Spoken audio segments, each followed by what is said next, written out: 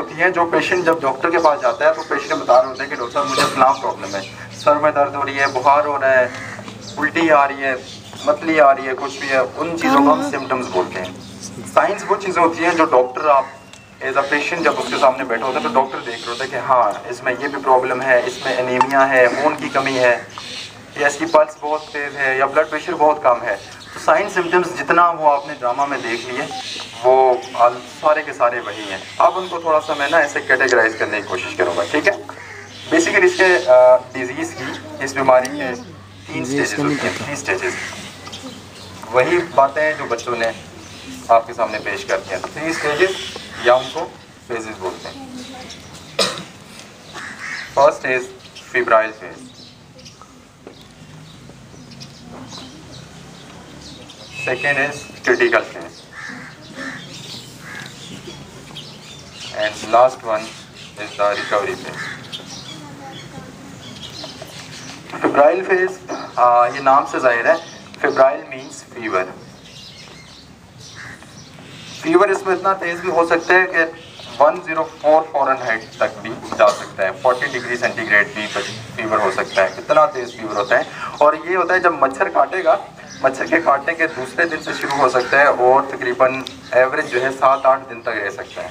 दूसरे दिन में भी हो सकता है, तीसरे पे भी हो सकता है, चौथे भी। इस चीज़ को हम बोलते हैं इंक्यूबेशन पीरियड।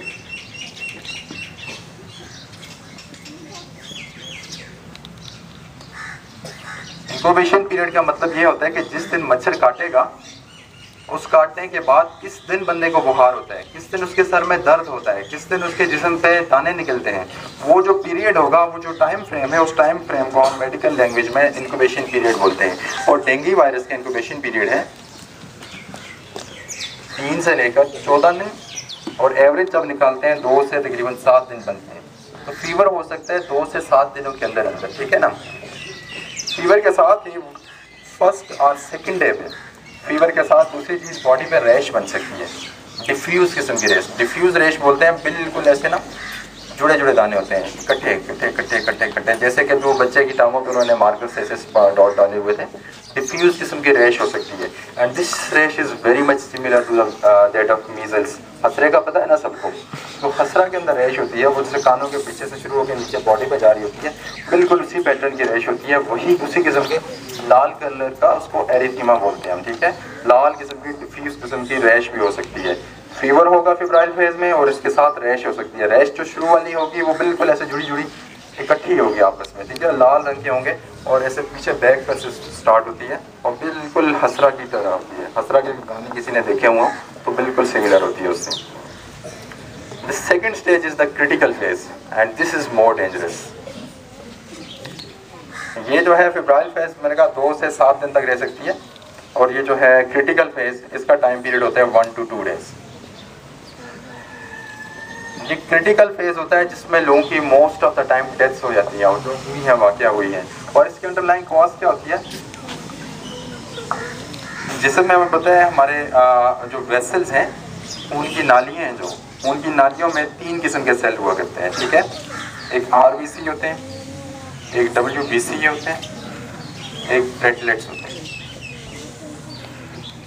सिंपल, अब ज़्यादा इसकी डिटेल में नहीं जाऊंगा क्योंकि वो बातें आपको समझ भी नहीं आएंगी।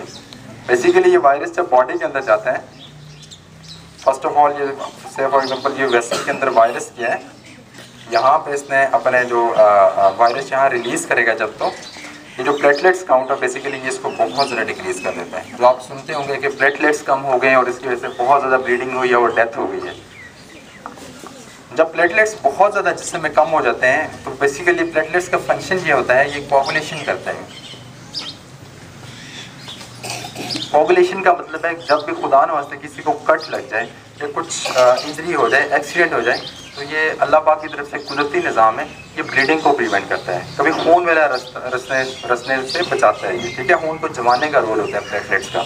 ये वायरस जाके जो है वेसल्स के अंदर जो है प्लेटलेट्स को अटैक करता है और प्लेटलेट्स को ब्रेक डाउन कर देते हैं, 1-2 वेसल्स के अंदर। और दूसरा जहाँ पे खून बनता है, वो जो हड्डियाँ होती हैं, हड्डियों के अंदर बोन मेरो जगह होती है, बोन मेरो पे भी जाके करता है, वहाँ से प्लेटलेट सेल्स की जो बेसिकली उसके प्रिकर्सर्स होते हैं, उसके जो फोर फादर्स होते हैं, उनको किल कर देते हैं।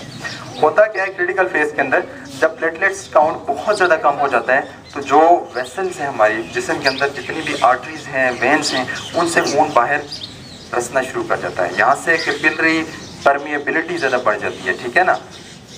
वेसल से खून जो है बॉडी कैविटीज़ के अंदर आना शुरू हो जाएगा। उन पेशेंट